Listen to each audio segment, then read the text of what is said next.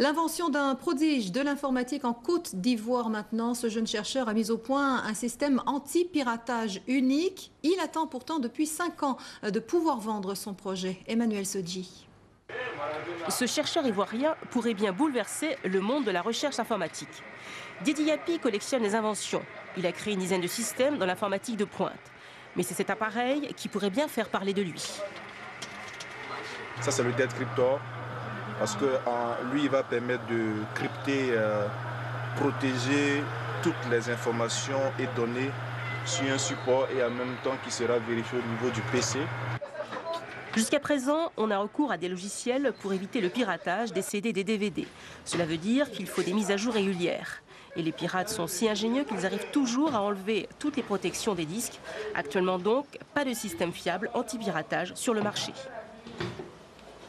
Ce n'est pas suffisant parce qu'on a toujours des logiciels pour enlever la protection contre la copie. On enlève. Qu'est-ce qu'il faut faire pour ne pas enlever la protection contre la copie? Ça se trouve dans la matière organique. Donc il fallait associer une technologie qui utilise la matière organique et qui utilise aussi le système informatique. Donc c'est ce qui a créé le Dead Cryptor. Comme beaucoup de jeunes Africains de sa génération, Didi Yapi ne manque jamais d'idées. Ce qui lui fait défaut, ce sont les soutiens. On a des talents qui sont en Afrique ici. Il faut qu'on leur apporte de l'aide. Et ces gens-là vont éclore. Il va falloir s'associer à des grands groupes pour pouvoir valoriser sur le plan international.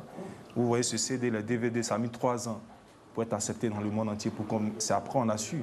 Donc les technologies naissent, mais c'est un long processus. Donc c'est ce processus-là qu'il va falloir suivre pour que toutes ces innovations soient protégées. Rien ne semble l'arrêter, malgré l'attente de financement depuis 5 ans pour ce prototype. Didi Yapi recherche actuellement un système, toujours en associant l'informatique et l'électronique, pour lutter contre la pollution.